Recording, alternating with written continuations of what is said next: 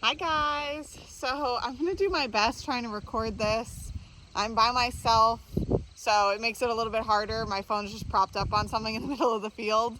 But I'm gonna do a video on halter training. Two things I want to say before I start getting into things. You can kind of see her in here. So this calf, when she was born, was absolutely feral. So I gave her a ton of human interaction for the first few days while I could still catch her. And for some reason, instead of being friendly, she decided that she was going to be absolutely a menace and totally feral. So we couldn't catch her for the longest time. So I'm starting her halter training a little bit older than I would particularly like. Usually I like starting to get them on the halter like as soon as possible. So typically by week 1, week 2, somewhere around there, just putting it on them and getting them used to it. So she's gonna be a bit older. She's about 4 months old, and we're still working on being able to touch her everywhere.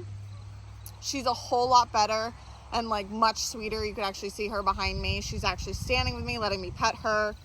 So the cows are also, the adult cows are also out here in the field with me. So it's gonna be a little bit trickier. Hi. Here comes Daffy, her mom.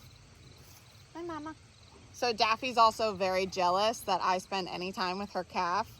So this may be a little interesting. Typically I give them a bale of alfalfa, but we're picking up more alfalfa today, so I don't have any alfalfa. So we're gonna try to do this as peacefully as possible. We'll see if this works. So I usually start out with, I put the halter on, at least try to get it on them. If you can't get the halter on them, I try to, it's the size of her right now, but see all this excess? I'll at least start looping it around their neck, the excess stuff, to try to get them at least restrained to a point where I could put the halter on them. Daffy, ma'am, you're halter trained. Excuse me. Excuse me. She's like, halter means I'm getting milked. Cool. Come here. Can we come back into view where we could see you? Excuse me, Daffy. Okay. Come here, little one. Okay, so I'm going to start to do a voiceover here because I start getting distracted. But anyway, this is what I mean by looping it over their neck. This is how I first started to catch her when she was about, probably about a month ago, 2 months ago. So, and she was still pretty feral. So catching her was easiest, just kind of making a loop and catching her over her neck. So then I just put the halter on. You saw how easy it is. I go nose first and then loop over the back of the head. Some people like going over the ears first. I always was taught do nose first and then loop over their head because you can catch them better with their nose. Just giving her some love. So I'm going to start walking her around here. I'm sorry, this videoing is absolutely terrible. But while I'm walking her around, I'm just going to let you guys watch her walk. This is so good. But honestly, like truthfully, this was probably our 7th time doing this. When you have a really well socialized calf who trusts you, it's going to make this process super easy. And you'll see later in the video, she's still a little bit jumpy. She gets a little bit nervous. That's just her personality. But she's getting so much better. So when we first started doing this, I really just was getting her used to the halter. I'd kind of touch her all over with the halter, leave it on her for a little bit while she was getting used to it being on her face, and just giving her lots of love and getting her used to me touching her and walking next to her and around her. But now that she's getting better, I can actually walk her around for longer periods of time. But when you're just starting out, don't feel pressured to walk your calf, putting a ton of like pressure on it or tension on it. Just kind of let them sit with the halter on and get used to the feel of the halter, and then maybe start walking away from them, seeing if they'll follow you.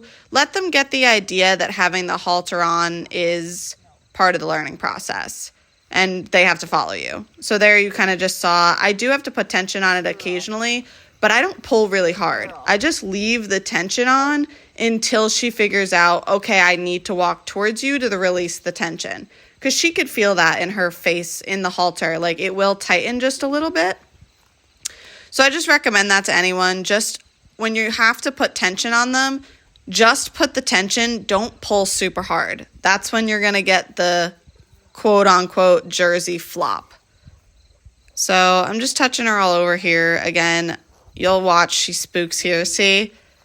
And then she realizes, oh, hey, it's just you. It's just you. I just kind of go calmly and recollect her. I'm bringing her back in the space here for you guys, but I calmed her down before.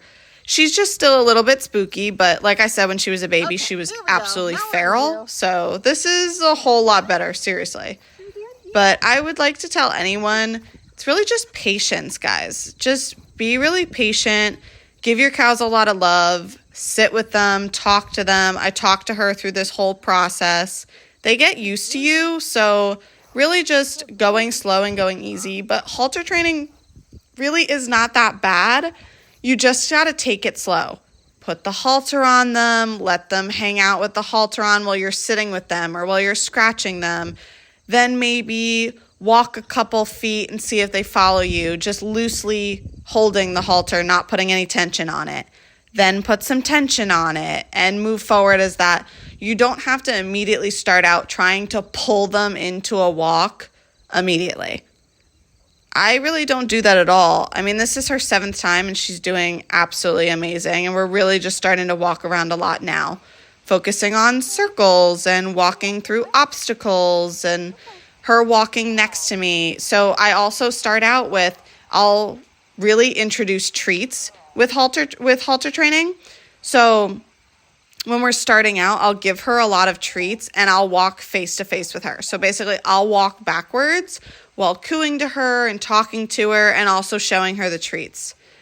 So just in case anyone's curious, I give her organic alfalfa pellets as a treat. And I also teach my cows to whoa. That's a really good thing, not even just in walking them. I really don't use it much in walking them. But if they get spooked or they're running towards me, if I say whoa, they stop. And I really do think that's a very good thing too. Oh, yeah. Yeah, she's scared of the black cow, guys. Girl. You'll see that. Good girl. Gracie's a massive pain in my butt. Can you guys see her? You're a brat. Go. She's fine. Go. Come here, doll. You come back? Thank you. Good backup. Good job. All right, ready? You stay there. Are you ready? She won't get you. So yeah, the black cow's name is Gracie. They play around, but Dolly, the calf, is not a huge fan of her. But anyway, so I'm going to get back to walking her. You guys will see me scratching her a lot.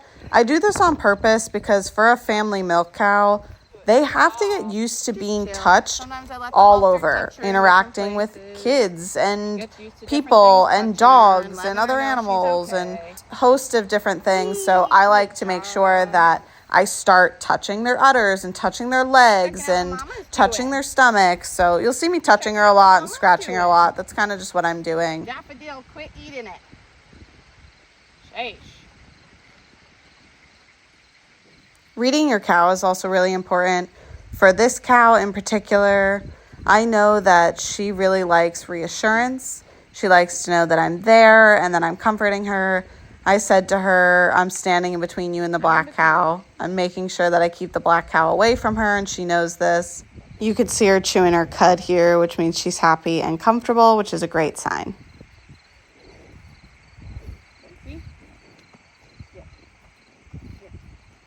So she spooks here, which is totally fine because if this is her spooking, that's great. I just gently want to re-instruct her to come back to me. If you watch, I'm going to put pressure on her hind end and she moves gently away from that pressure, which is exactly what I wanted her to do. So I teach them that if I put pressure, gentle pressure on them wherever on their body, it just lets them know that, hey, okay, I want you to move that portion of your body, which is very important. Hey. So while she's standing here politely, holding your halter is very, very, very important.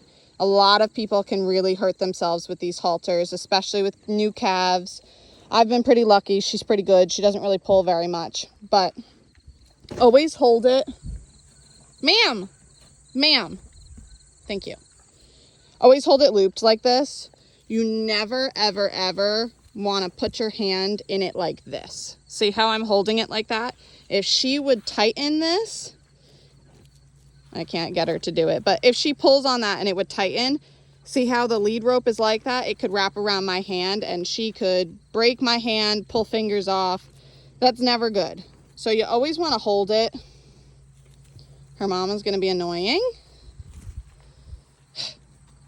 You always want to hold it so that you're holding the slack, but you're holding it to a point where it's never going to get wrapped up around your hand if she were to pull. If she were to pull, I would literally just drop this and say, okay, and let her calm down and then go back and collect her.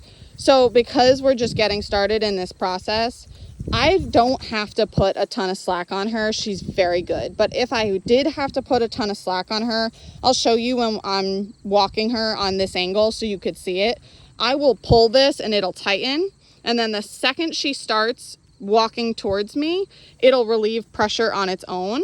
And that's exactly what you want. See, it's not tight on her at all by any means.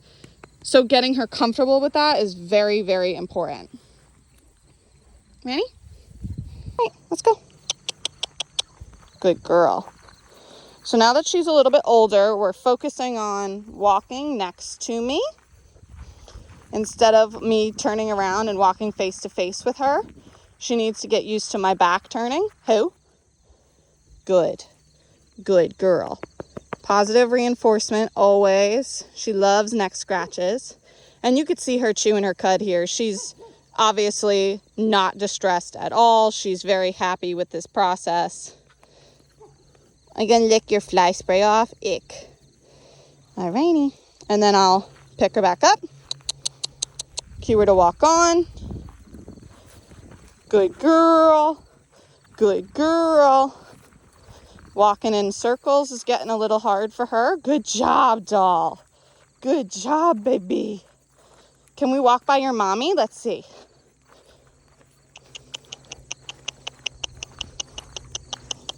Good girl.